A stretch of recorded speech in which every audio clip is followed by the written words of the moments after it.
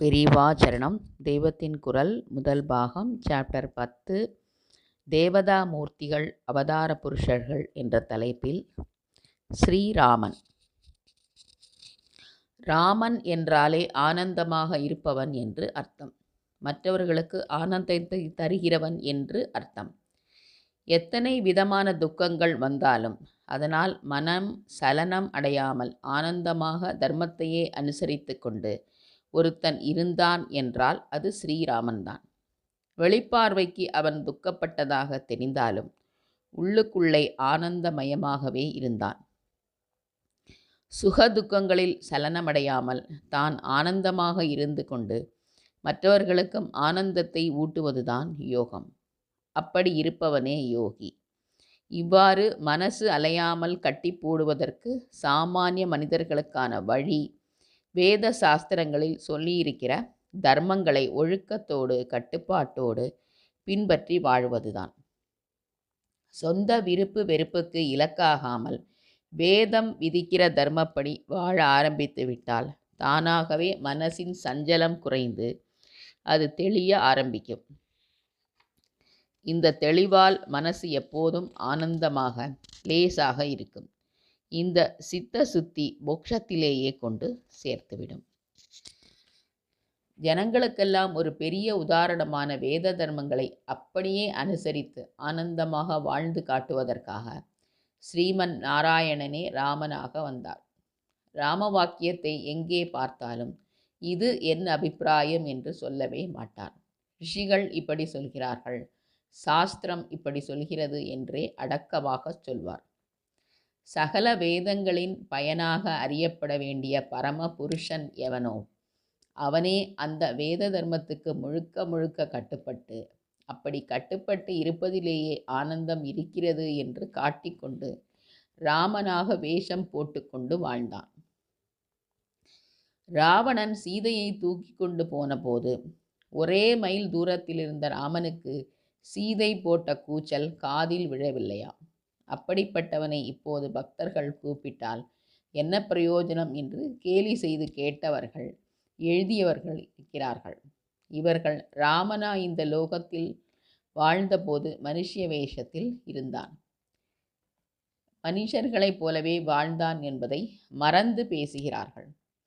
ஒரு நாடகம் நடக்கிறது, ராமாயண நாடகம்தான். அதில் லவகுச்சர்களை வால்மீகி ராமனிடம் அழைத்து வருகிறார்.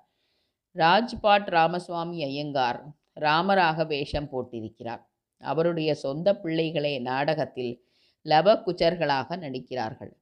நாடக ராமன் வால்மீகியை பார்த்து இந்த குழந்தைகள் யார் என்று கேட்கிறார். ராமசுவாமி ஐயங்காருக்கு தம்முடைய பிள்ளைகளே தெரியவில்லை என்று நாடகம் பார்க்கிறவர்கள் கேலி செய்யலாமா? நாடக வால்மீகி இவர்கள் ராஜபாட் ராமசாமி ஐயங்காரின் பிள்ளைகள். நீங்கள் தானே அந்த ராமசாமி ஐயங்கார் என்று பதில் சொன்னால் எத்தனை ரசாபாசமாக இருக்கும்.